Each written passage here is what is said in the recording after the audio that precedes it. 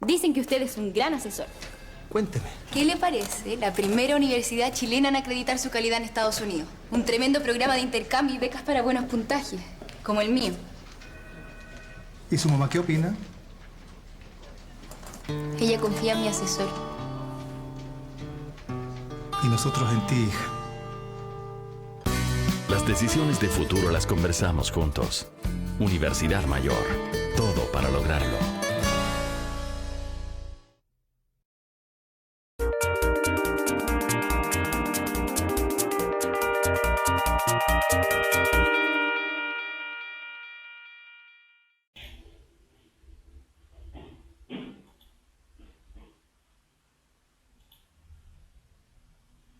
Hola chicos, espero que tengan un buen día. Vamos a empezar con la clase de historia y vamos a comenzar con lo que quedamos pendiente de la clase pasada. Vamos a comenzar con lo que era Reconquista para ver Patria Vieja, o sea, Patria Nueva, y vamos a empezar con el proceso de anarquía para después pasar a lo que es todo el siglo XIX y ver un poquito parte de lo que es el periodo finisecular, para después la próxima clase sí terminar por fin con lo que es el periodo salitrero y lo que es cuestión social, ¿ya?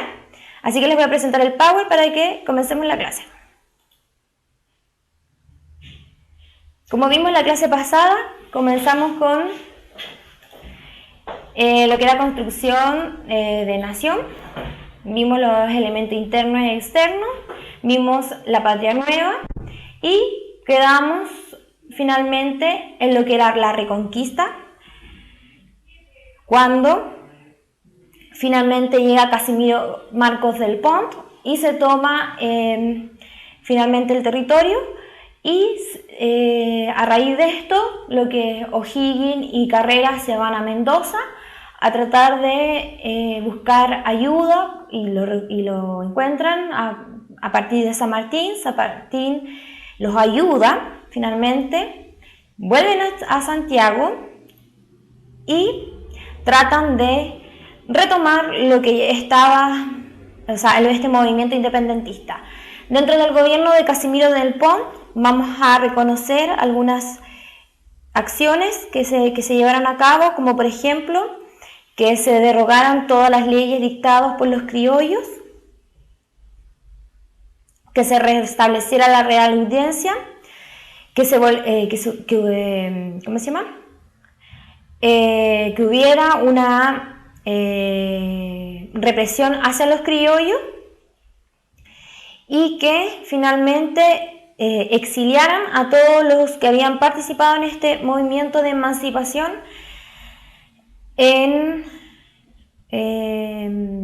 a la isla Juan Fernández. ¿Ya? Estaba leyendo a la isla Juan Fernández, sí. DM1313, es que no encontraba a ninguno conocido. DM1313, menos mal que llegó. Jano Menichi, menos mal. Y Cao Chile. Doria, la Paula, bienvenidos a todas, porque recién lo estoy viendo que son, que los reconozco que estaban en las clases. Alguien me preguntó que si estaba mal la de Cauchil, me dice, es en 1818 la batalla de Maipú, 1814. Sí, tiene un error, lo vamos a cambiar. Sí, muy bien.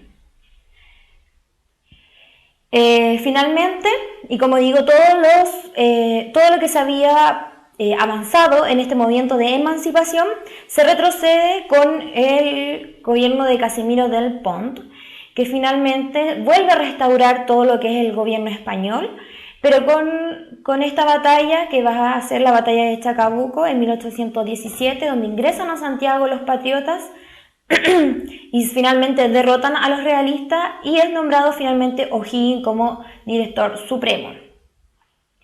Fue en la ciudad de Talca el 12 de febrero de 1818 que se firma finalmente nuestra proclamación de independencia, así que yo creo que ahí deberíamos celebrar finalmente nuestra independencia.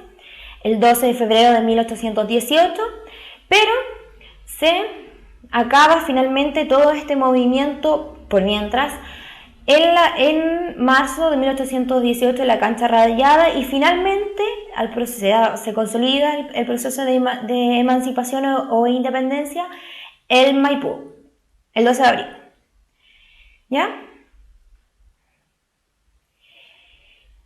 Con esto terminamos la Reconquista, que es muy, muy breve, en el sentido de que no es tantas transformaciones, y continuamos con lo que es la Patria Nueva, que es de 1817 a 1823, donde Bernardo O'Higgins es el que está al mando y va a tener los siguientes acciones que están puestas en este cuadrito que les coloqué acá.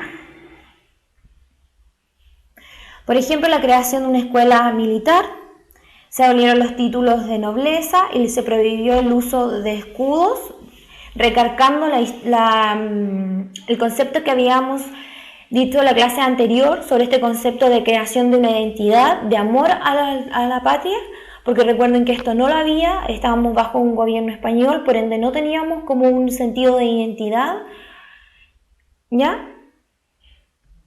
Se construyó el paseo público de la Cañada, que hoy es en la Alameda. Se terminó con la canalización del río Mapocho. También se reabrió la Biblioteca Nacional, el Instituto Nacional. Y digamos que como que finalmente esos son como los importantes en materia de construcción. De M1313 de nuevo con el guacho Riquelme, malo. Y de hecho O'Higgins tiene una gran controversia con la aristocracia por eso mismo, por ser guacho. Los invito a verlos, son buenos los reportajes, algo lo habrán hecho por la historia de Chile, algo así. Así que lo invito a ver esos reportajes que daban en el canal 7 u otros que también son bastante buenos. Héroes de Canal 13, muy bien, Doria. Así que los invito a ver eso, son bastante buenos, no son aburridos y son mejor que estar quizás leyendo un ensayo. Los invito a entrar a la página puntajenacional.cl para que saquen el material que está ahí, lo lean antes de la clase y también hacer el ensayo que está al final de la clase, o sea, para que lo hagan, ¿ya? Sigamos, entonces. Después de todo lo que hizo finalmente O'Higgins, como les digo, tuvo una fuerte pelea con lo que es la aristocracia o con eran los criollos que estaban en sí en el movimiento. Así que, y de hecho les voy a leer lo que les puse ahí, porque uno de ustedes en la clase pasada me nombró lo que era la logia de Lautaro, ¿se acuerdan? Entonces, finalmente se le acusa el sometimiento a la logia de Lautaro, de estar involucrado en la muerte de José Miguel Carrera y por supuesto su hermano, de Manuel Rodríguez también, además de la Constitución de 1826 que le aseguró un gobierno extenso. ¿Ya? Se le asegura el Ejército del Sur en mando de Ramón Freire, se niega a reconocer una nueva Constitución y se subleva. Frente a este hecho, O'Higgins renuncia ante el Cabildo de Santiago y se va. Finalmente abdica O'Higgins y se va, y deja el gobierno finalmente, ¿ya? Con esto termina lo que nosotros vamos a llamar Patria Nueva, en 1823. Muy bien Doria, empieza la anarquía, se va al Perú, muy bien, sí, se va al Perú. Le tengo dos preguntas que me gustaría que respondieran ya que terminamos este periodo. La primera es, la Junta de Gobierno, establecida tras la reunión del Cabildo Abierto de Santiago el 18 de septiembre de 1810, tenía entre sus objetivos fundamentales el siguiente: proclamar la independencia de Chile respecto a la monarquía. ¿Esto lo habíamos leído? ¿No? No, me parece que no. Proclamar la independencia respecto a la monarquía española. ¿Sí? No. B, o sea, 3, establecer un gobierno transitorio mientras durase el cautiverio de Fernando VII, dictar la constitución que cambiara el sistema político del territorio. ¿Cuál es? ¿La 29? ¿29, 29B? Usted dice que solo la 2. Sí, muy bien. ¿Y la 30? Que dice que en 1811 las autoridades del país dictaron una ley de gran significado social. Dicha ley se llama Libertad de Vientre, la vimos, establecido que los hijos de esclavos negros nacidos en Chile serían libres, situación que no afectaba la condición de sus padres. Entonces, por el mando de la ley, B. Los esclavos que ingresaron al país quedaban automáticamente libres. Los esclavos que vivían en Chile quedaban libres, se prohíbe el ingreso de esclavos en tránsito al país. Los esclavos que salieran del país quedaban libres. ¿Ve? Los esclavos que ingresaban al país quedaban automáticamente libres. No quedaban automáticamente libres. Es la A, Linaf, muy bien, es la A. Es la A. El sistema de esclavitud se abolía parcialmente. Es la A. Porque no quedaban automáticamente libres, se demoraban exactamente 6 meses para poder quedar libres. Así que es la A.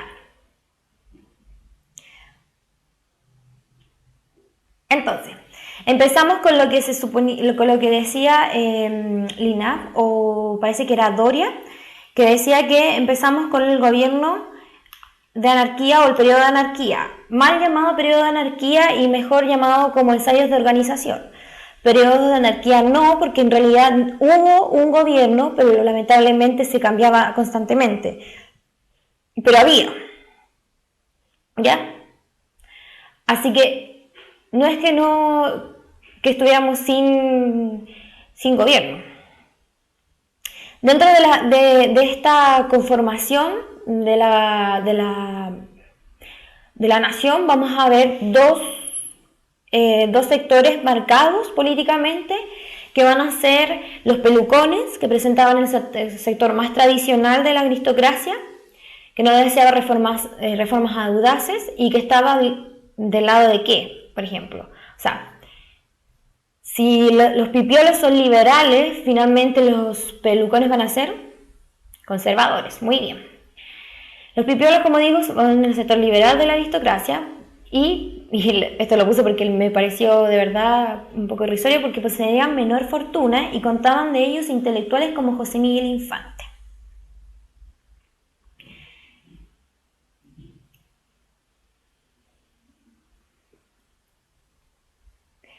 Entonces vamos a seguir y vamos a ver que el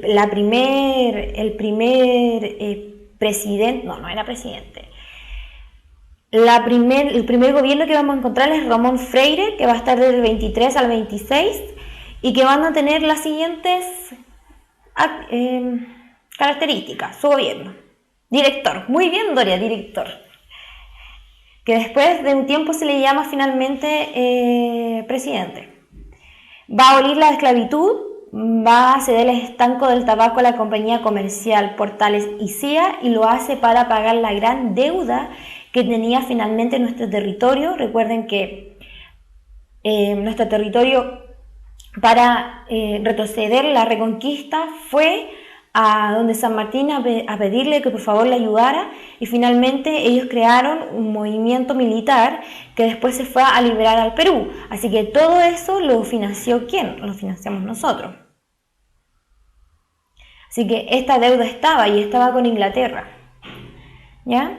La ocupación de Chiloé, la Constitución de 1823, recuerden que este periodo va a haber muchos ensayos constitucionales, y después de este gobierno se quiere instaurar lo que es el federalismo. Esta constitución, como el federalismo, que lo vamos a ver más adelante, y como las otras constituciones, como la moralista, muy bien, son constituciones que en realidad no llegaron a buen puerto. Por culpa de O'Higgins quedamos endeudados, me dijo, es el único. No, la vamos a ver, pero la que vamos a ver es la del 23, la primera. Y aquí está lo que él, para poder pagar lo que era la deuda externa, la gran deuda externa, porque recuerden que recibe el país bajo una economía devastada principalmente por todo lo que tuvimos que gastar para poder crear este movimiento militar abajo del cargo de O'Higgins con San Martín. Así que el estanco del tabaco fue un contrato que autorizó a la compañía comercial de Portales ICEA para vender por cuenta del fisco y durante un lapso de 10 años tabaco y todas sus variedades, naipes, licores extranjeros, té, etc. A cambio de la entrega de este monopolio, la firma concesionaria se comprometió a depositar anualmente a Londres la suma correspondiente al pago del servicio de la deuda. Esto no funcionó. ¿Y adivinan por qué no funcionó? ¿Qué es lo que jugó en contra a esta compañía? No se fue a la quiebra. O sea, claro, no se fue a la quiebra por el sentido de que había mucho contrabando. Sí, por el mercado negro. Muy bien. Muy bien. Están muy brillantes hoy día, chicos. Parece que la hace bien los días de calor. Y aparte porque nos queda poquito. Y aquí está, Paula, lo que es la Constitución de 1823. En el lado de acá vamos a tener un recuadro de resumen finalmente, lo que establece Doria, más adelante vamos a estar la de la Muralí. Sí, que después se le llama moralista. Muy bien, sí. Estado unitario, poder ejecutivo representado por un dictador supremo elegido por votación popular para mandatos de 4 años con posibilidad de ser reelecto. Poder legislativo bicameral con un senado compuesto por 9 miembros, sufragio censitario. ¿Saben lo que es un sufragio censitario?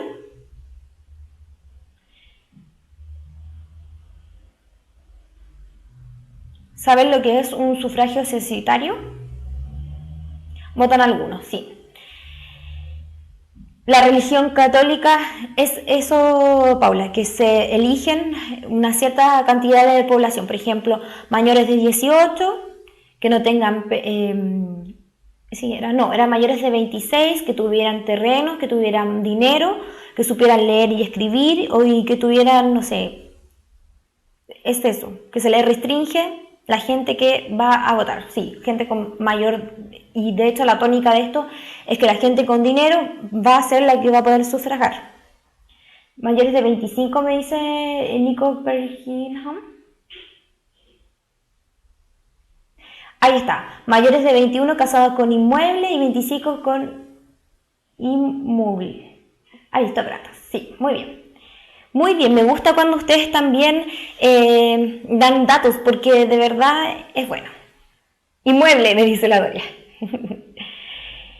Religión católica como oficial, obligatoria para todos los ciudadanos, y creación de un registro público en el que se consignan los actos contrarios a la moral realizados por los ciudadanos. Y por eso finalmente esta constitución se llama moralista, ¿o no?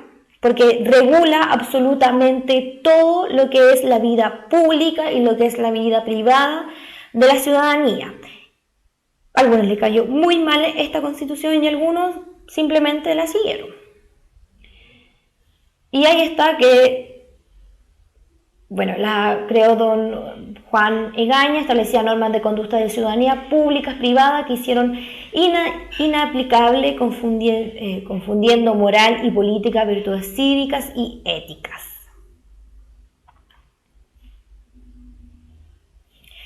Finalmente vienen las leyes federales, que son desde 1824 a 1826.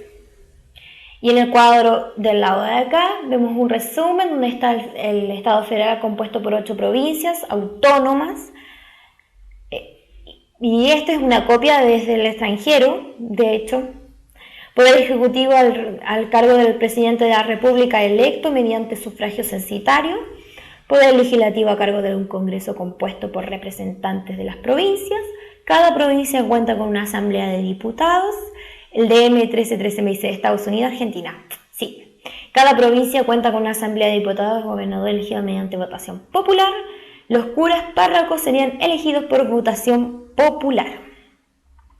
Separación de poderes del Estado. Pero copia finalmente, como lo dije, de una copia de extranjeros. Lamentablemente por eso, y es una de las las consecuencias de esto es que finalmente, de las características de este periodo es que finalmente no acogemos y no creamos algo que esté a cargo o acorde de nuestro contexto. Estamos ensayando, estamos viendo lo que nos conviene y lo que no. Por eso tantas transformaciones. Vamos a ver la próxima, que es la Constitución de 1828.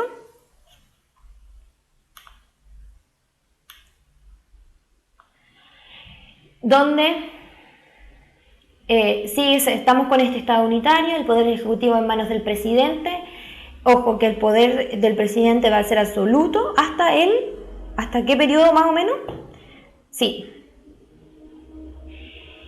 El ejecutivo en manos del presidente, un vicepresidente de la República, elegido de forma indirecta, por un cargo de 5 años sin posibilidad de reelección. Poder legislativo expresado por un Congreso bicameral, poder judicial a cargo de la Corte Suprema, religión católica como oficial, consigna libertades individuales como la tolerancia religiosa. Pero sigue siendo la católica la principal. Y esto también va a cambiar en el periodo que sigue. Vamos a ver. Ya. Luego de este periodo, recuerden que esta clase estamos atrasados, así que vamos a estar como súper, hiper rápido porque tenemos que alcanzar de ver lo de que nos queda de lo que es Salitre y todo lo que es liberal y conservador. Así que por eso estamos viendo como súper rápido todo.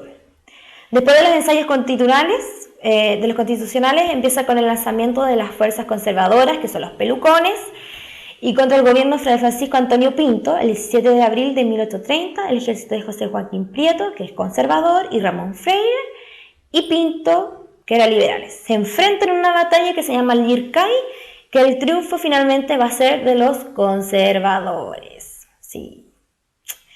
Va a ser de los conservadores, y empieza en ese instante lo que es el gobierno de los conservadores. ¿Por qué dice maldito el DM? Ya.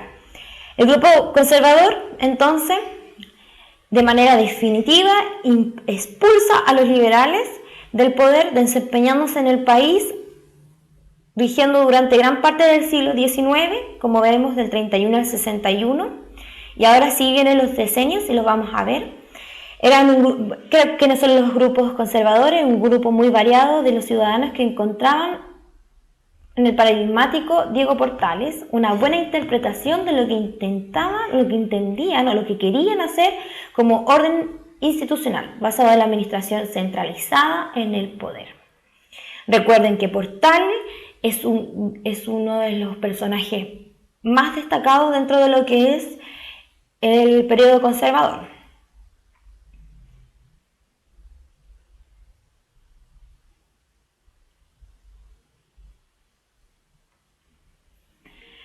Entonces vamos a encontrar finalmente el primer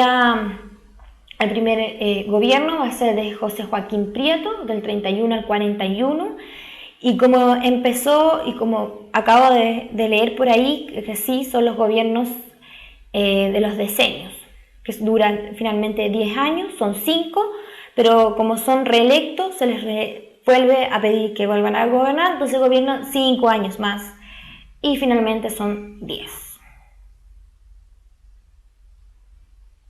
Perdón, estaba leyendo. Valle como presidente, pero murió en 1830. Claro, sí. Sí, Nicorigio. Entonces, en el cuadro amarillo vamos a ver las ideas de Diego Portales. La primera, la base de cualquier sistema político debe ser el orden. Portales tenía la idea del control absoluto, del orden absoluto, para ello era lo principal. Una sociedad como la chilena en la que había un pequeño grupo dirigente y grande masa de población poco instruidas, no estaba preparada para el gobierno democrático. Ojo que y no sé si están de acuerdo con Portales, pero claro, la población no estaba preparada justamente para estar bajo un gobierno democrático. Por ende, él decía, primero debemos educar, ordenar, y después finalmente vendría lo que era, claro, mano firme, como dice Cao, y después de eso, finalmente un gobierno democrático. Y se continúa con, mientras no exista una institución sólida, una cultura cívica bien cimentada, lo más conveniente era imponer una autoridad fuerte. Recuerden que también lo que las ideas de Portales era manejar finalmente, y autoritarismo, como dice Cao Chile, sí, absoluto. ¿Y el poder estaba bajo quién? Recuerden que en este periodo el poder estaba bajo ¿de quién? De un solo personaje, que era el presidente. Sí. Paula Banda, de Portales. Tú me dices que Portales, de hecho, insisto que vean las series que daban como el TVN, esa serie. Portales tuvo pero mucha influencia. Parece que realmente él estuviera manejando todo este primer periodo. Entonces, y en este cuadro de acá vamos a ver cuáles fueron las obras y acciones finalmente de Joaquín Prieto. Lo político: promulgar la Constitución de 1833 bajo los ideales de Portales. El término de la existencia del bandidaje rural en 1832. Recuerden que están los pincheiras actuando en esta época. En lo económico, y la creación de la justicia e instrucción pública, y esto viene de acuerdo a los ideales de Portales. Y esto viene de acuerdo a lo que es las ideas de Portales. Van a estar finalmente,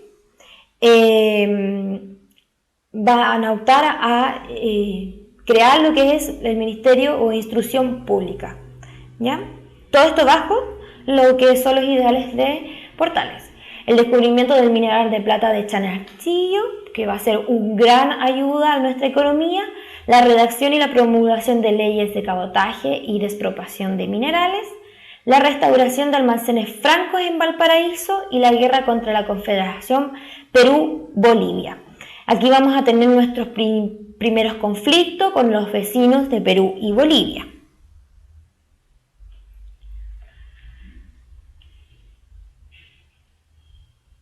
Y acá, en este cuadro de acá, está el resumen, y no se ve todo. No se ve todo. Ay, no se ve todo el cuadro, pero al menos se ven las principales ideas. Bueno, se ve un poquito menos. Las disposiciones generales, y vamos a nombrarlas así como súper rápido en realidad, como por ejemplo el sistema de sufragio censitario e indirecto. La ciudadanía se concebía, y aquí estaba con uno de ustedes, me aclaró que la ciudadanía se concebía solo a los hombres mayores de 25 años si eran solteros, o mayores de 21 años si estaban casados, que contaran con patrimonio económico, un bien inmueble y supieran leer y escribir. Perdón. Paula, dime, estoy confundida, me dice. Escríbeme para que... lo que pasa es que los pincheiras estaban atacando en el sur de nuestro país. Por eso dice bandidaje, porque había mucho bandidaje. Eso.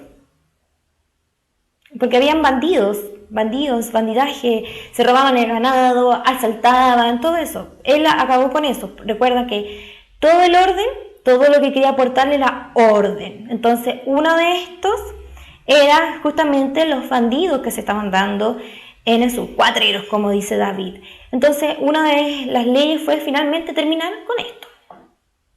Creían que los pincheiras eran como los anarcos.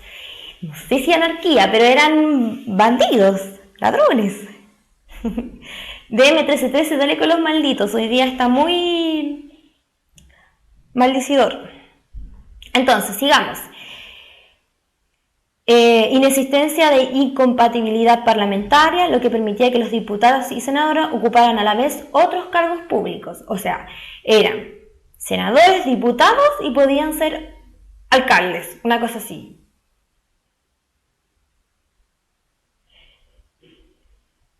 La religión es y se define por religión católica apostólica romana, así, pero católica apostólica romana como oficial del Estado, con exclusión del ejercicio público a cualquier otra. Duraba entonces el poder ejecutivo, finalmente el presidente de la República duraba 5 años en el cargo y tenía la posibilidad de ser reelecto por un segundo periodo inmediato.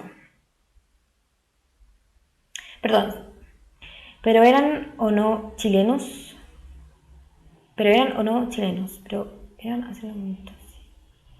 uy, no sé, no estoy leyendo las preguntas.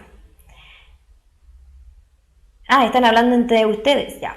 Duraba 5 años, finalmente, ya. Convocaba un funcionamiento al Congreso Nacional, intervenía en la elección de los jueces, gozaba de facultades extraordinarias como la declaración de estado de sitio y el veto sobre las leyes emanadas del Congreso Nacional. O sea, y quiero que, por favor, ustedes analicen lo que estamos viendo. O sea, de verdad, el Poder Ejecutivo tenía absoluto poder. O sea, de que vetara las leyes emanadas del Congreso Nacional es una gran herramienta que tenía finalmente el Poder Ejecutivo.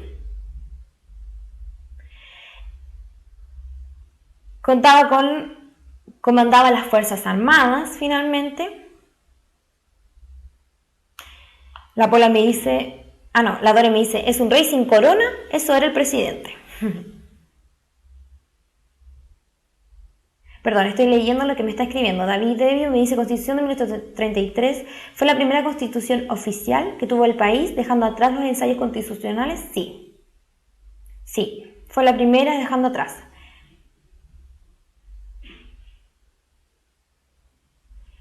Eso, que está leyendo la Paula, que todavía sigue discutiendo sobre los Pinteiras. Solamente eran cuatreros.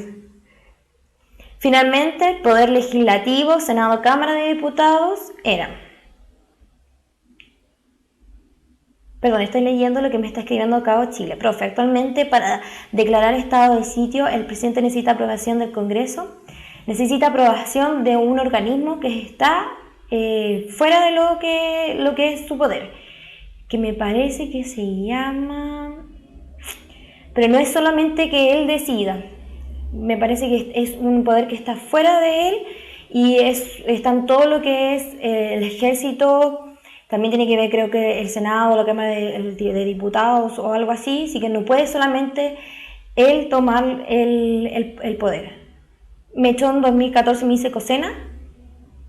Ese es sí, me parece que es ese, ¿o no? Mechón, si me confirma, es una institución aparte de todo, que tiene miembros que lo componen y que deciden finalmente declarar estado de sitio.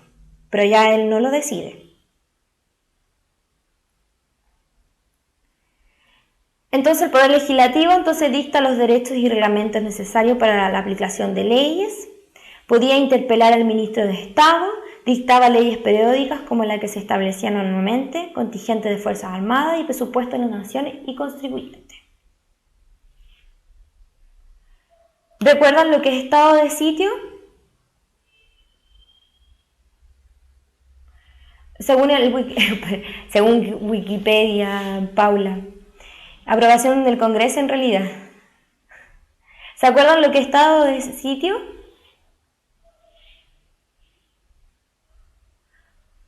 ¿Se acuerdan o no? ¿No? ¿No? Cuando sí, ya, DM13, a ver, expláyate.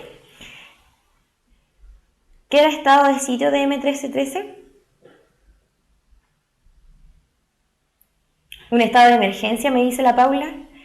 Sí, es un estado de emergencia. Un régimen de excepción.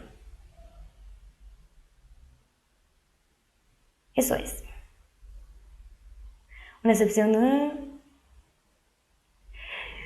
José Tomás, no, nada que ver. Yo les digo a todos, a la Paula, a la Doria, a ti y a todos.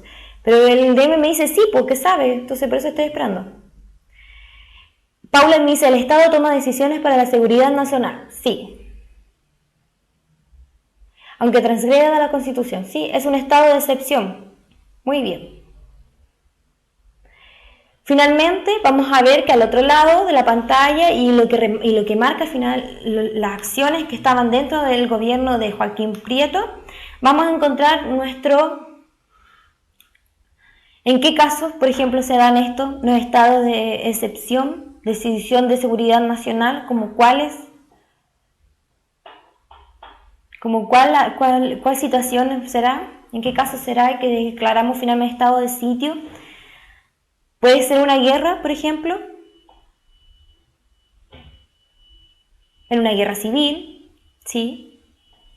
Así es. En una crisis, un desastre natural, en guerra, sí. En eso. Finalmente, y en el lado contrario a la tabla que acabamos de ver, vamos a encontrar un conflicto contra la Confederación Perú-Boliviana, que duró desde 1837 a 1839. Y vamos a ver, me echó muy bien, guerra interna o conmovisión interior. Y finalmente vamos a ver, muy bien todos. Vamos a seguir con la guerra con la Confederación Perú y Bolivia, donde el conflicto se desata quizá por dos características. Primero, la rivalidad entre los puertos de Valparaíso y el Callao y los compromisos impagos que tenían, que estaban. Perdón, la Dori me queda escribir. Se quería unir con nosotros para crear una gran nación, pero los portales estaban en contra de esta confederación. Un nuevo imperio inca, me dice Cao. Querían, me dice otro.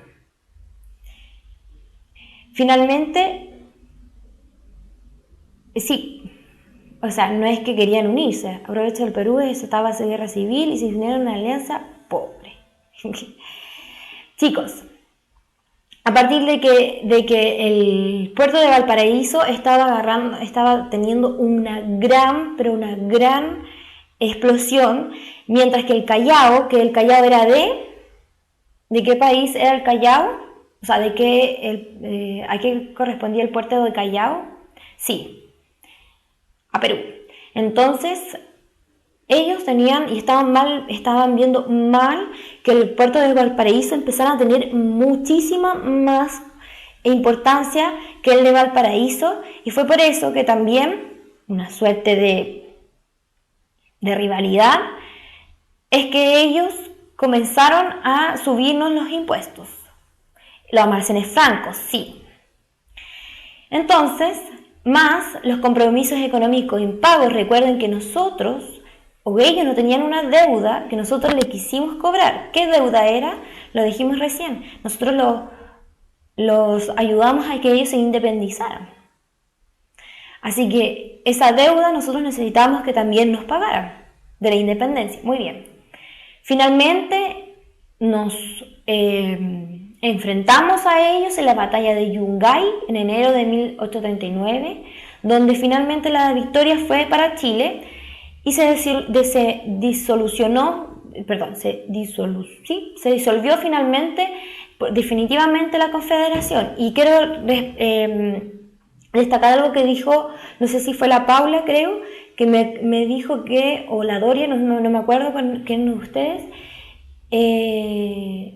y Nico, muy bien, le subían los impuestos a las importaciones chilenas. Eso también desató.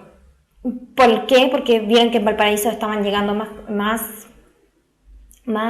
comercialización. Y uno de ustedes me dijo que Portales no quiso finalmente, o ahí tuvo que ver algo Portales.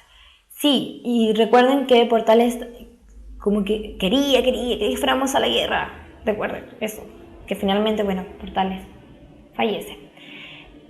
Y lo vamos a ver también. Las consecuencias de este conflicto fueron la suma relevancia para nuestro país. Por una parte, Chile se adjudicó la hegemonía comercial. Era ministro. Dentro de esto, recuerden que fue ministro ¿de qué fue ministro? Ministro del Interior, sí. finalmente nos adjudicamos esta hegemonía marítima que nos va a ayudar y lo vamos a ver de todo, me dice Demetrios S. Lo vamos a ver que esta hegemonía que vamos a adjudicarnos comercialmente en el Pacífico y como puerto nos va a ayudar más adelante, ¿ya? Y de relaciones me dice Nico Yards. Sí, tenía. Es que realmente él era el alma de la... Era el alma de todo el gobierno, o sea, estaba atrás de todo.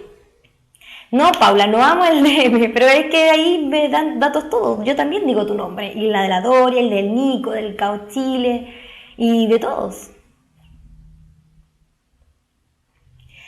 Entonces, finalmente, esta guerra y también como consecuencia nos ayuda finalmente a afirmar nuestro sentimiento nacional. Recuerden que se crearon canciones, se crearon poemas, en fin, todos a los que finalmente pelearon en la guerra de Yungay, ¿ya? Y vamos a seguir con los otros dos gobiernos de los diseños, que era de Manuel Bulnes, que fue de 1841 a 1851, que están las leyes de amnistía. Perdón, pero tengo mucho calor. La ley de colonización que regularizaba la llegada de los extranjeros a la zona de Yanquihue. Recuerden que en este periodo también empezó lo que era la extensión de territorio. Y estos extranjeros que llegaban se iban a Yanquihue a colonizar estos territorios, la venta del trigo a California y Australia, y aquí les pregunto ¿por qué? ¿Por qué en lo económico se puede destacar esta venta de trigo a California y Australia? ¿Qué es lo que estaba pasando en ese momento? Un dato, la Doria me dice después que fue el tema de la exportación de trigo a California. Sí, el boom del trigo, sí, el oro. La fiebre del oro, me dice el Nico. Muy bien. Es la fiebre del oro. Gracias a ello, nuestra venta del trigo subió fuertemente a California y Australia. En materia cultural y en la materia, la fundación de la Universidad de Chile en 1842, la fundación de la Escuela Normal de Preceptores, el primer ferrocarril Copiapó Caldera, la fundación de la Escuela de Artes y Oficios. En lo que es territorio, tenemos la toma de posesión del Estrecho de Magallanes, la construcción del Fuerte de Bulnes, la fundación de Punta Arenas. En esta década se inicia la colonización de Yanquihue, y lo vimos. Manuel Montt finalmente está en el 1851 a 1861. Lo de Sacristán es un poquito más, lo vamos a ver, está también lo de Sacristán. Donde el gobierno de Manuel Montt se promulga el Código Civil, la ley de instrucción primaria, y seguimos con lo que finalmente son los ideales de Diego Portales, esta instrucción que se le debe dar a la ciudadanía, porque finalmente había muy pocos los que sabían leer, muy pocos los que entendían, así que instrucción primaria,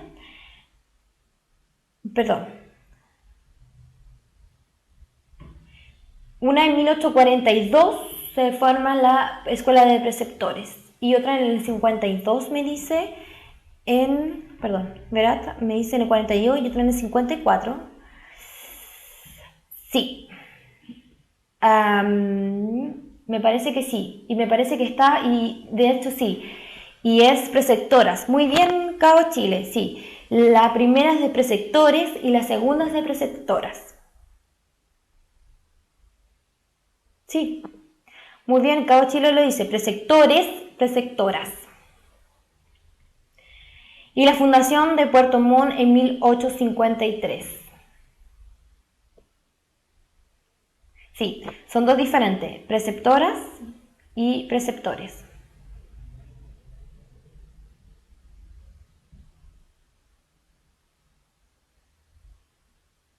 ¿Me faltó anotar el Puerto Varas? Sorry. ¿Por qué, Paula, se has aportado N hoy? No te sientas así. Además que no sé si por lo menos yo busqué preguntas en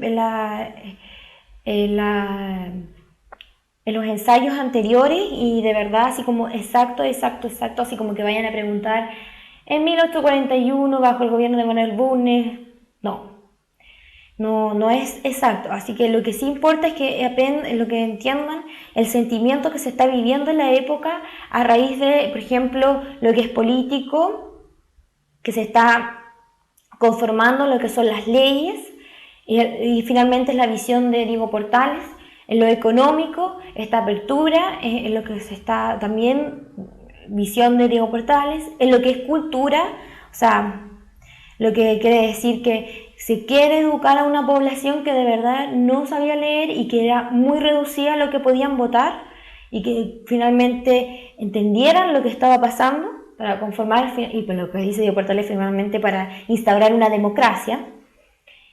Y lo que es territorial, y que lo vamos a ver más adelante, que finalmente lo que termina en lo que es la conformación del territorio y lo que es la extensión económica.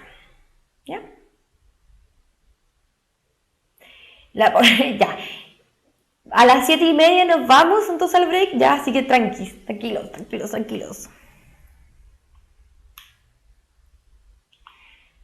Unos power más y nos vamos al break.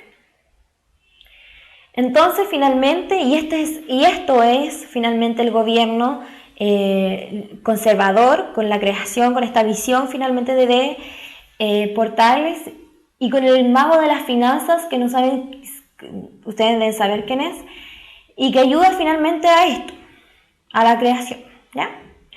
El desarrollo de la oposición, y Rengifo, muy bien, Cabo Chile. Muy bien, Doria también.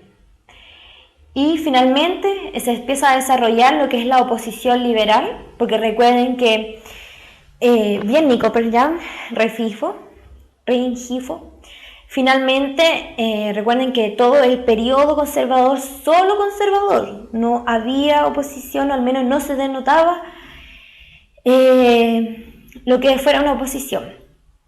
Estamos hablando solamente de conservadores, y a partir de 1840 aparece finalmente, o comienza a aparecer lo que es la oposición, y estamos hablando de los liberales, que empiezan a crear, gracias a José Victorino Lastarria, que empezó a crear esta sociedad literaria, principalmente primero de intelectuales, y después se fueron agregando más participantes, donde eran jóvenes insatisfechos de este estilo autoritario de los conservadores, y empiezan a implementar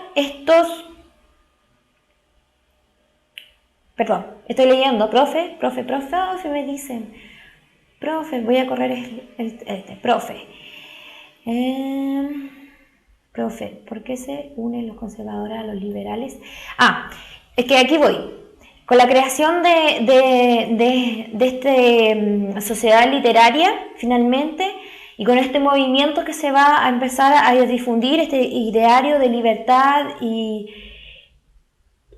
finalmente de igualdad de todos, y ahí salen algunos diarios, y ahí están los clubes, lo explico al tiro, Vania, pero que va esta introducción, el Club de la Reforma, el Partido Liberal, la Sociedad de la Igualdad, todos estos, oposición liberal, van a ser contraposición a lo que es el conservador. Se unen porque finalmente después de esto, y después de esta pelea y este conflicto que también está teniendo lo que es el gobierno conservador, el conflicto, y aquí está lo que me decía Doria, la cuestión del sacristán, que es un conflicto finalmente que está teniendo la Iglesia con el Estado. Se comienza a ver finalmente estas disputas de poderes que el Estado, entre comillas, quiere finalmente liberarse de esta intromisión de lo que es la Iglesia. Y esta es la historia, y espérame, Vania, que todavía tengo presente la pregunta, pero quiero introducirlo para después yo decirte por qué finalmente se une.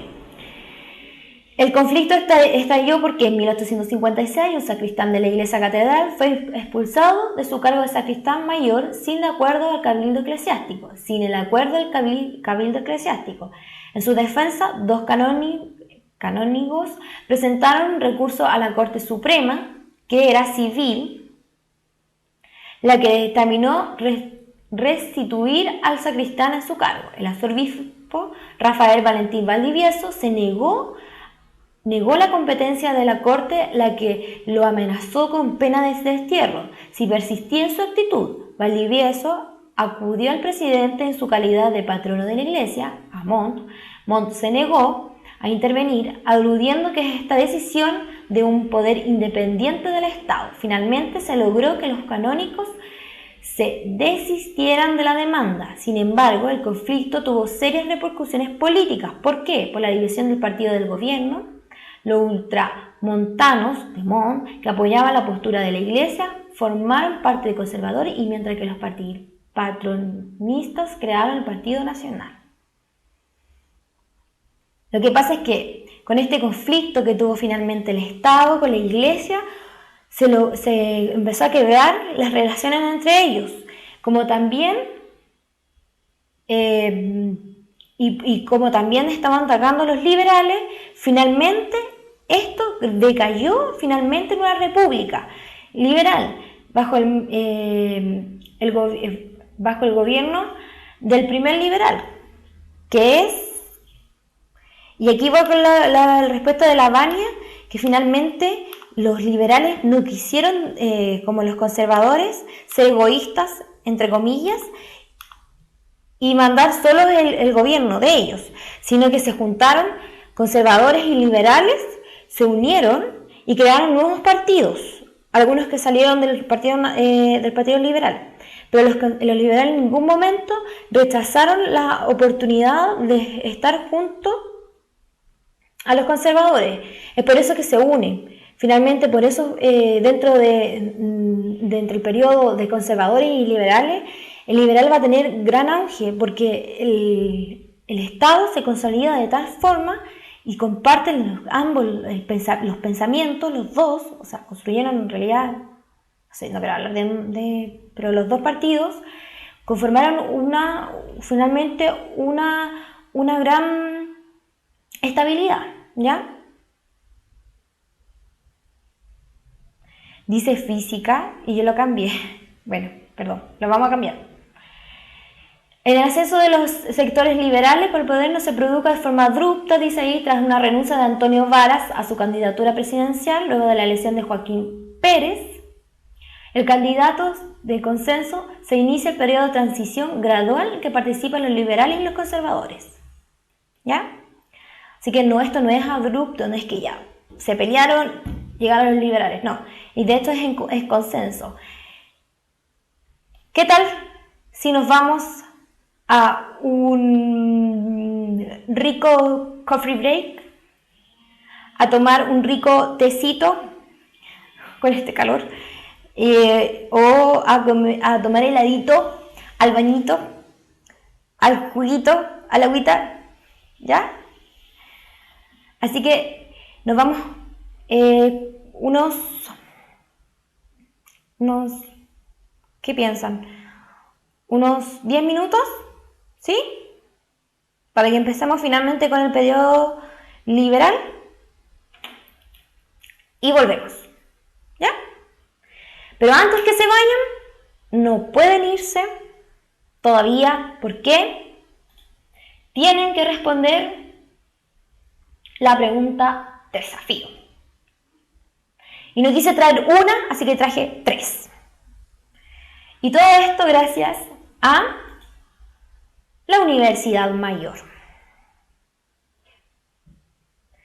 Gracias a la Universidad Mayor vamos a tener nuestra linda y hermosa pregunta desafío.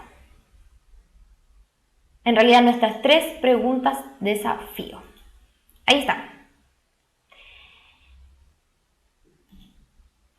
A ver si las ven bien, no creo que... Ahí está, ya.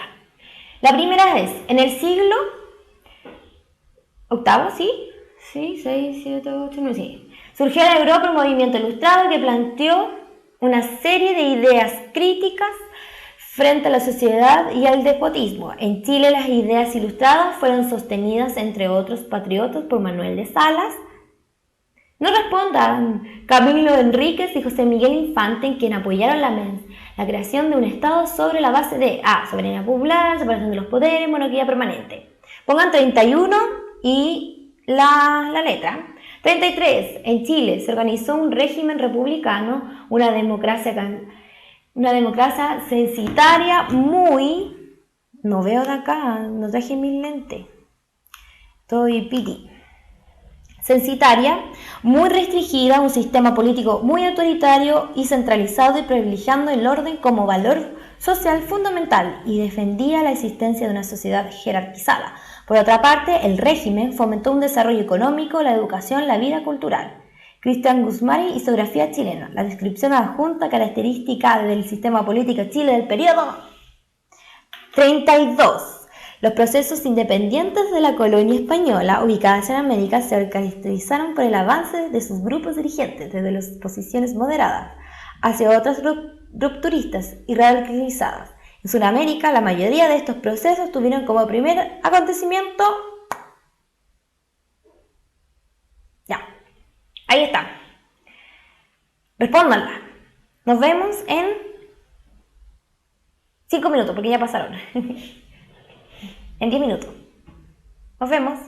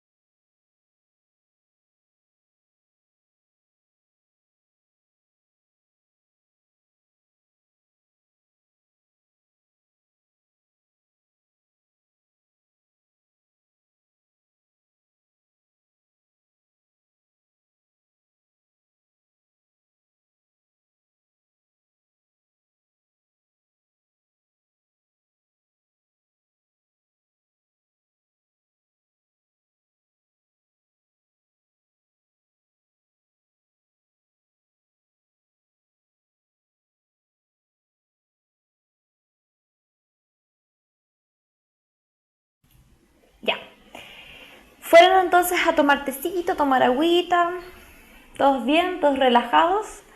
Entonces vamos a responder las preguntas 31, 33 y 32. 31, 32 y 33. Vamos a empezar. Hola, hola Nikki. La Dani me dice 31C, 32B y 33C. ¿Ya? Don Mortadelo dice 31C, 32B y 33C. MF Díaz dice 31C. La Paula me dice hola profe. La Paula me dice CBC, ¿ya? El Don me dice CBC. El José Tomás me dice CBC. El Werdart me dice CBC. El Mecho me dice CBC. Y la Takahiro CBC. Sí. Muy bien. C, la 31, es C porque es la 1 y la 2, soberanía popular y separación de poderes. La 32 es C porque la 32 es B porque son el establecimiento de juntas de gobiernos y la 33 es C porque es el predominio del conservadurismo. Muy bien. Están brillantes hoy. Brillantes. Quedamos finalmente en la República Liberal. Habíamos dicho que habían partidos, ya por fin se crean, y es aquí en la instancia donde se crean los partidos políticos del periodo, donde están conservadores, nacionales, liberales y radicales. Cada uno con sus características.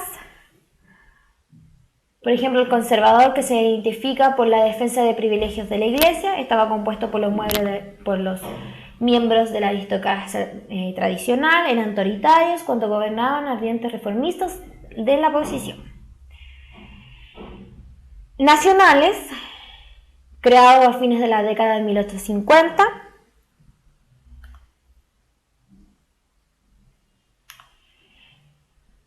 para apoyar al presidente Manuel Montt, eran reformistas, abandonaron sus posiciones portialianas, su tesis laica, el liberalismo, su lema es libertad dentro del orden. Era así como portales y un poco de libertades.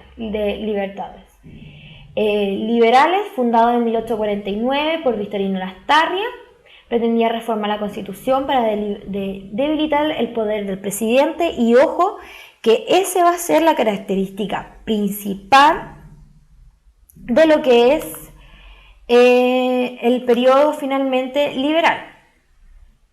Así como el conservador era fortalecer el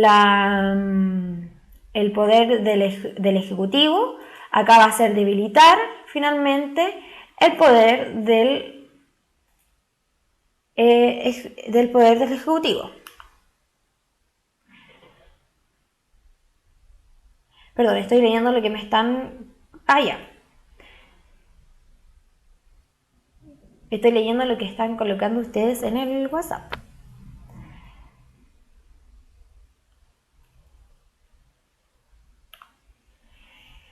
Radicales, más que un partido político en este periodo, es una corriente de pensamiento que persigue reformas de estructura sociopolítica, como también la siempre me ha costado esta palabra, laicización de instituciones. Nacieron como la protesta a la función liberal y conservadora. Ahí está la fusión que me estaba diciendo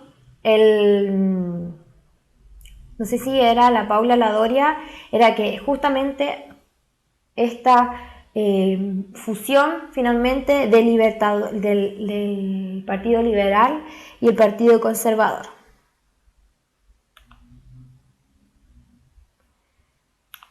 Estoy buscando porque me acabo de llegar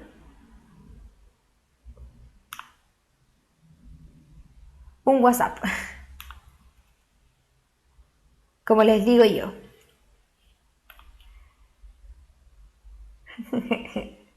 Me acaba de llegar un WhatsApp. Así que se los voy a leer.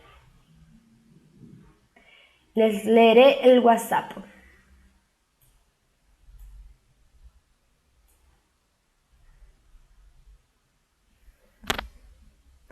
Y dice así.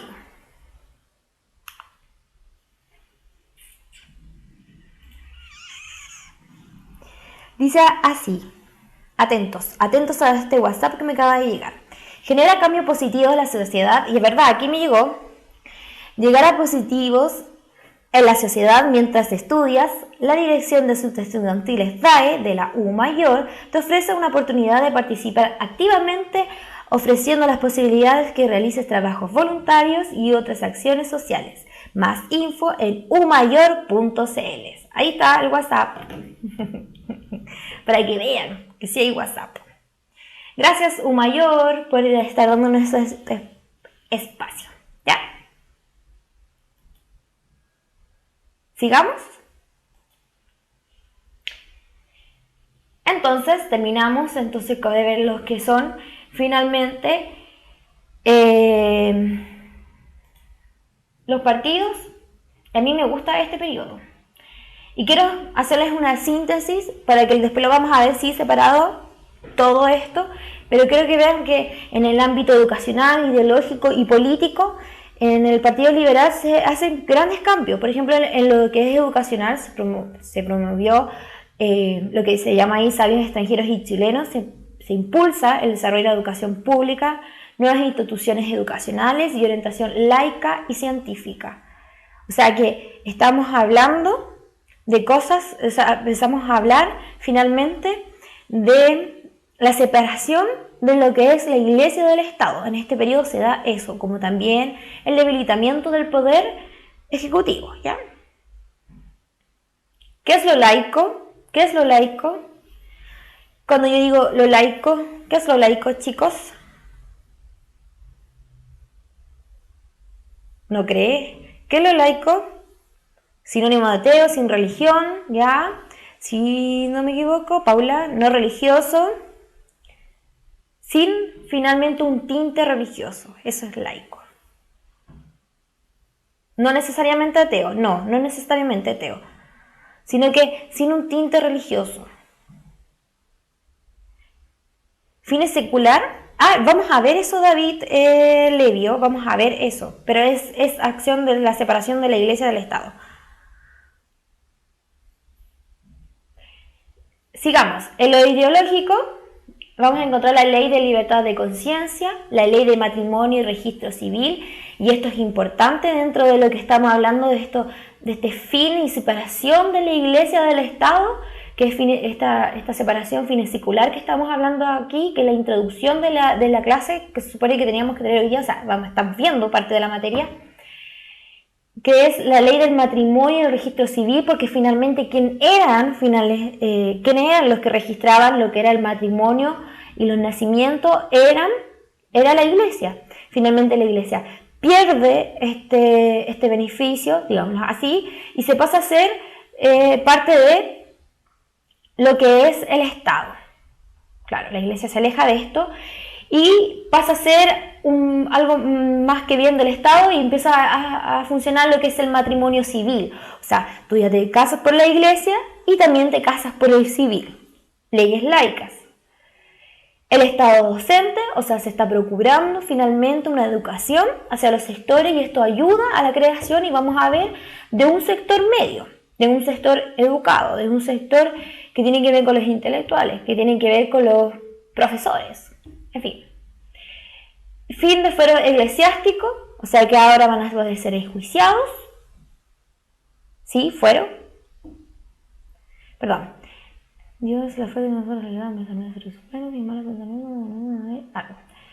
En este video el decreto de Amunetti, profe, no estoy muy claro si es el decreto de Amunetti. Me pillaste, don Mortadelo. Me pillaste, en eso me pillaste. Lo voy a averiguar. Político. En lo político se instala la democratización del voto, o sea, y aquí le ponemos fin y por eso me gusta. Sí, eso sí. Y aquí, por eso me gusta este periodo, porque finalmente, sí, menos mal, por eso me gusta este periodo, porque se pone fin a lo que es el voto censitario, al ingreso de la mujer a la universidad, se empieza a abrir finalmente todos los campos, ya sea lo ideológico como lo vimos, la reducción de las facultades del Ejecutivo, nuevos partidos políticos, se empieza a sentir que es una nueva... es un nuevo contexto.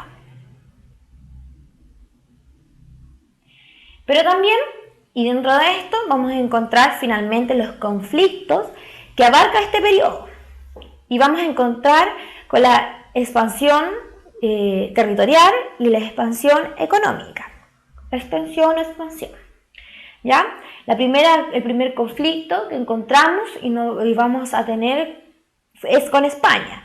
Y lo vamos a tener a partir de las Islas Mochas, que está defendiendo Perú, que poseían una gran cantidad de guanos. Recuerden que España viene a cobrar a Perú algunos dineros que quedaron ahí pendientes. Perú se rehúsa a pagarle. Es por eso que España decide tomarse las Islas Chinchas, que tenían bastante guano y por ende tenían riquezas. Pero Chile, como a ver que los vecinos estaban sufriendo, decide meterse junto con Bolivia y defender lo que le estaba pasando a Perú. Por ende, Chile decide bloquear y limitar el acceso a los españoles al embarcadero, a lo que es Valparaíso, bloquea las provisiones de ellos. Chile se une con Perú, Bolivia y Ecuador en una batalla de Batao. Los españoles se retiran del conflicto, finalmente se van, pero antes de irse bombardean lo que más era sagrado para nosotros, que es Valparaíso. Este enfrentamiento dura exactamente 3 horas. 3 horas donde los españoles nos bombardean, destruyen parte de lo que es Valparaíso, destruyen lo que es donde guardamos lo que nos llegaba a Valparaíso, destruyen algunas instituciones, en fin. Así que, pero gracias a esto, Chile decide armarse, finalmente decide armar lo que es y empieza a crear, finalmente a poner, si se dan cuenta, en Valparaíso hay unos cañones y todo eso se hace en esa época, ¿ya? 3 horas, o sea, un conflicto que no teníamos nada que ver, nos metimos para defender al vecino y salimos perjudicados. Después viene la Guerra del Pacífico. Ustedes saben que esta guerra,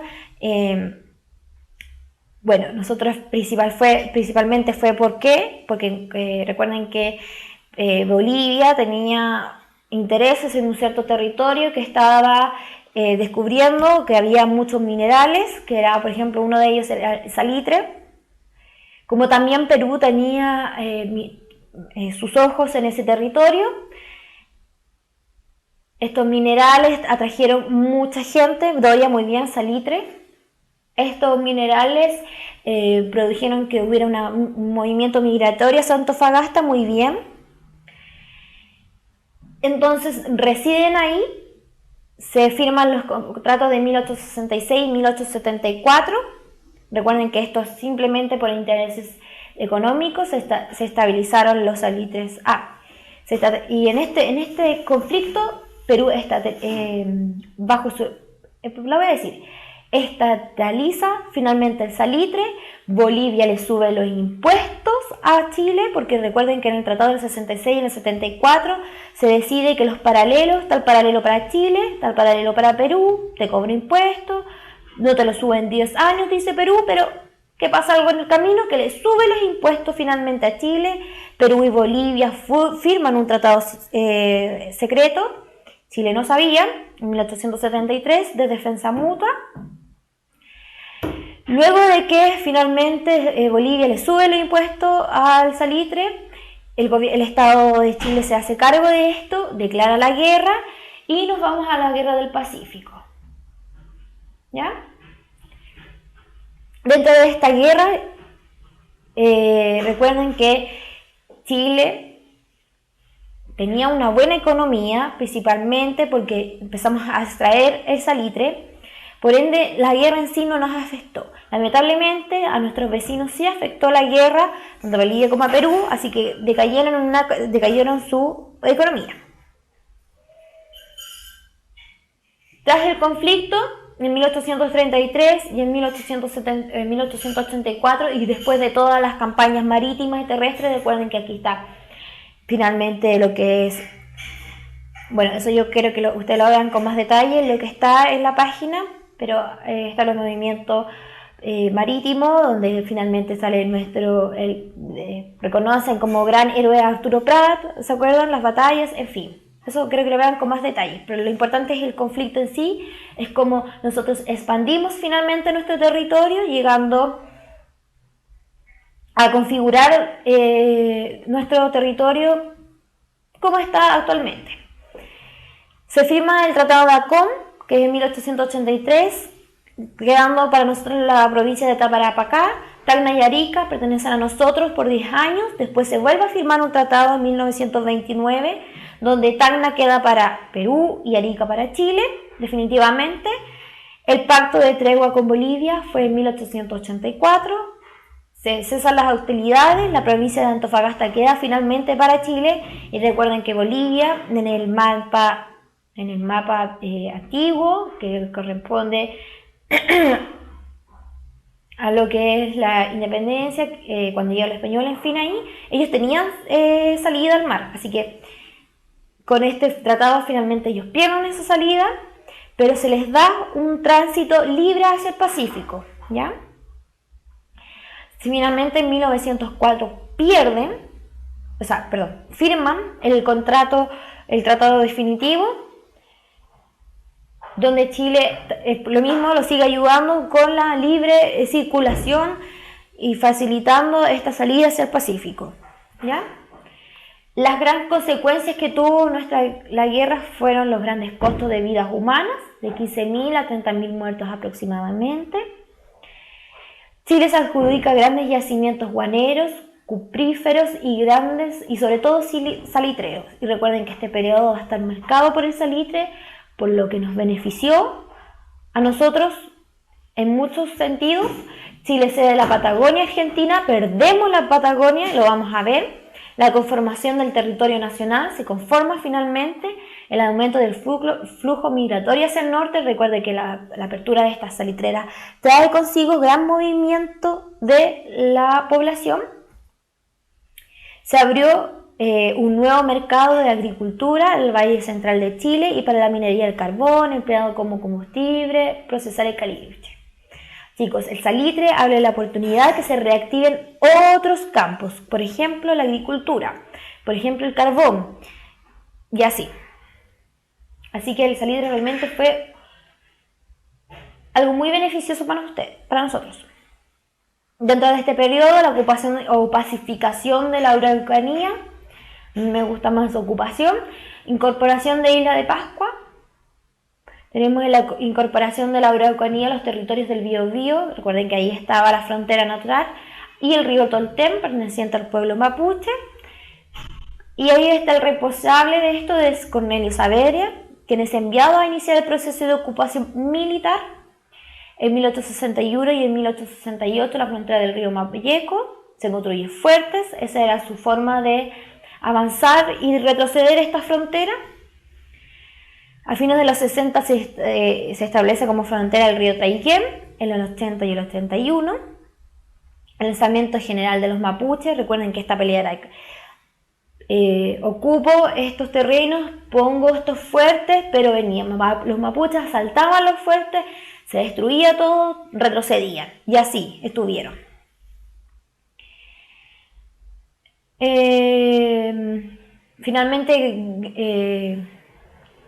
Finalmente el gobierno el gobierno envía a Gregorio Urrutia, que asesina a más de 10.000 indios. Los indígenas son reubicados en reducciones que son pequeñas tierras, finalmente se les saca de su tierra, se les lleva a una pequeña territorio donde realmente era absolutamente infértil, no podían producir nada y quedaron ahí. Por eso, entre pacificación o incorporación, como otros libros le llaman, yo creo que más una ocupación. ¿Ya? Y la incorporación de la isla de Pascua, al final, Isla de Pascua era un territorio económico que nos favoreció mucho, principalmente porque así hacemos una conexión o un lugar de descanso con aquellos, por ejemplo, Australia, países que estaban perdón, estoy leyendo, dice la pacificación de la Araucanía para unificar territorialmente el país y tener tierras de producción agrícola, sí, y se miró por eso también, se miró porque los mapuches tenían un terreno bastante bueno para finalmente ocuparlo con la agricultura. Como dije, se creaban fuertes militares. Dentro de estos fuertes militares se colonizaban principalmente por ingleses, franceses, suizos y chilenos para que explotaran estas tierras. Estas tierras primero las explotaron directamente los indígenas con los privados, después el Estado se dedicó de venderlas y repartirlas. Así que sí, fue eso, pero fue porque principalmente económicamente eran demasiado ricas en agricultura.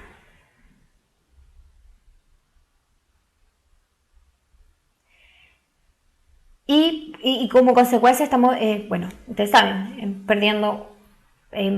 se perdían finalmente una de las civilizaciones indígenas que nos quedaban. Bueno, sigo con Isla de Pascua. La incorporación fue a cargo de Policarpo Toro, encargado de realizar negociaciones para la incorporación de la isla al territorio nacional.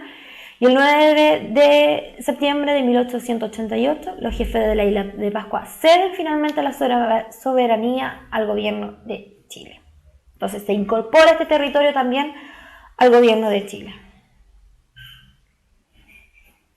Y aquí está la pérdida de la Patagonia, que es la gran extensión de terreno que perdimos, porque justo cuando estamos peleando en la Guerra del Pacífico, también tuvimos algunos conflictos con Argentina. Finalmente le cedimos estos territorios pensando que no eran absolutamente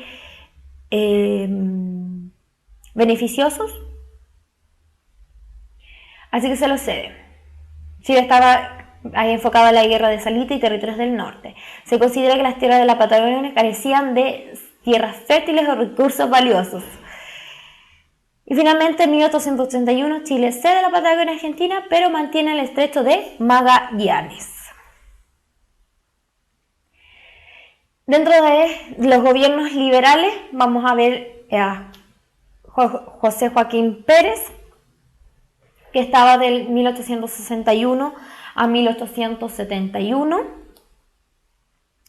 Perdón, pero me acaba de llegar otro WhatsApp y se los tengo que leer. Les debo leer este WhatsApp porque les va a interesar mucho. Y dice así mi WhatsApp. Aquí está. Con la U Mayor tienes todo para lograrlo, ofreciendo una serie de beneficios estudiantiles, los cuales van desde las actividades y pase escolar hasta buses de acercamiento, servicios financieros e información útil. Entérate de todos los beneficios umayor.cl. Así que gracias Universidad Mayor, gracias por los WhatsApp que me mandan para contarles a ustedes lo que ofrece Mayor. Gracias.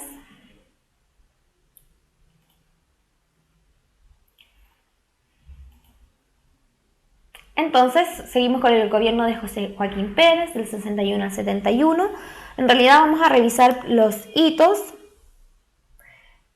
particularmente algunos que tengan que ver con lo que acabamos de ver, como por ejemplo el Tratado de Límites con Bolivia en 1866, ahí está, la ley de la ley de interpretativa del artículo 5 de la Constitución que establece la práctica de libertad de cultos. Eso es importante, la libertad de cultos. Estamos hablando que se empieza a poner más laica finalmente este gobierno, este Estado.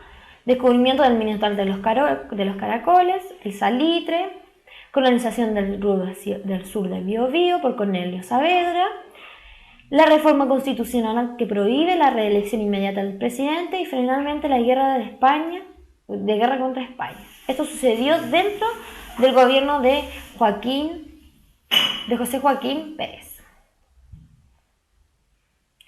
Finalmente viene el gobierno de Federico Errázuriz del 71 al 76, reformas constitucionales, extensión del ferrocarril, importante porque gracias al salitre se empiezan a hacer reformas en lo que es las instituciones y lo que es también la infraestructura del país, y una de esas fue el ferrocarril. Se establece la libertad de enseñanza, el tratado de límites con Bolivia, obras públicas, muy bien, se comienza a hacer muchas obras públicas y lo vamos a ver.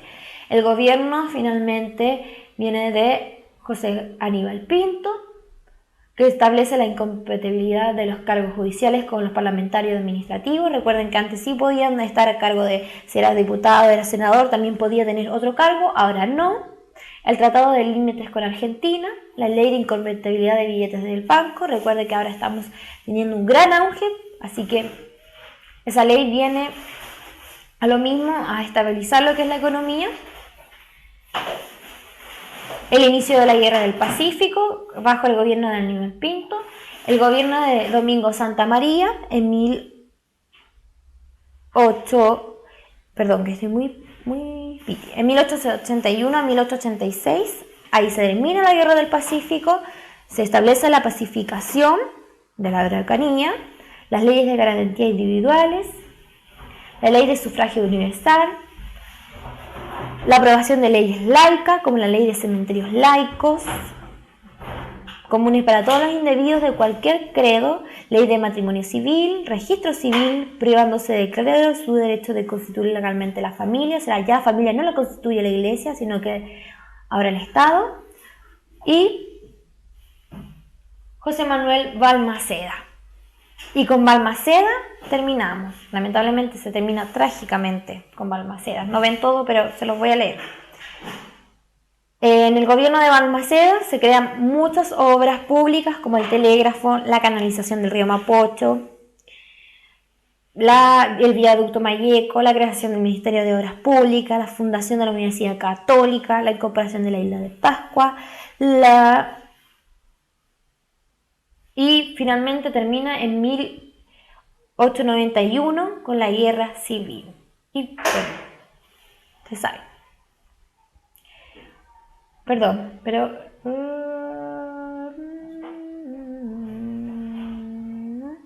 Perdón, el Mechón me está contando algo, profesora. En la Chile, así, la Chile, historia, ya, se enseña que fue la oligarquía la que fijó arbitrariamente el límite norte en el despoblado Atacama y que además no le asignó valor económico a la Patagonia.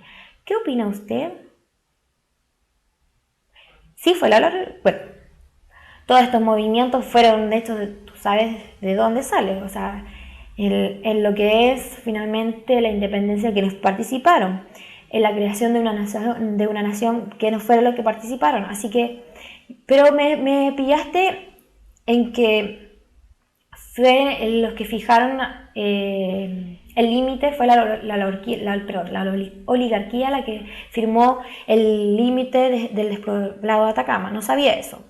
Pero lo otro que sí, obviamente la oligarquía tuvo mucho que ver. Así que, bueno, es como ahora nomás, ¿o no? Siguen participando solo algunos. Y quiero llegar a esto, pero el tema del despoblado era todo desierto, ¿sí? Siempre ha sido igual. Nunca se dijo dónde. Chicos, lo último, para que nos vayamos para que yo irme a mi casita y ustedes seguir con lo suyo. Finalmente, y como dijimos en la primera clase, en este periodo se van a desarrollar las actividades mineras como el salitre, el carbón y el cobre, la actividad agrícola y ganadera como la vitivinicultura, las legumbres, el trigo y la fruticultura.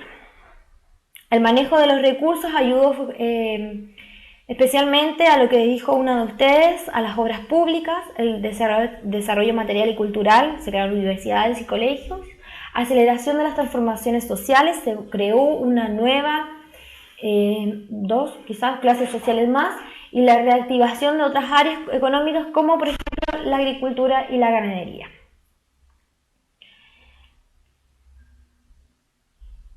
No sé si hacerle estas preguntas, pero se las voy a hacer la próxima semana.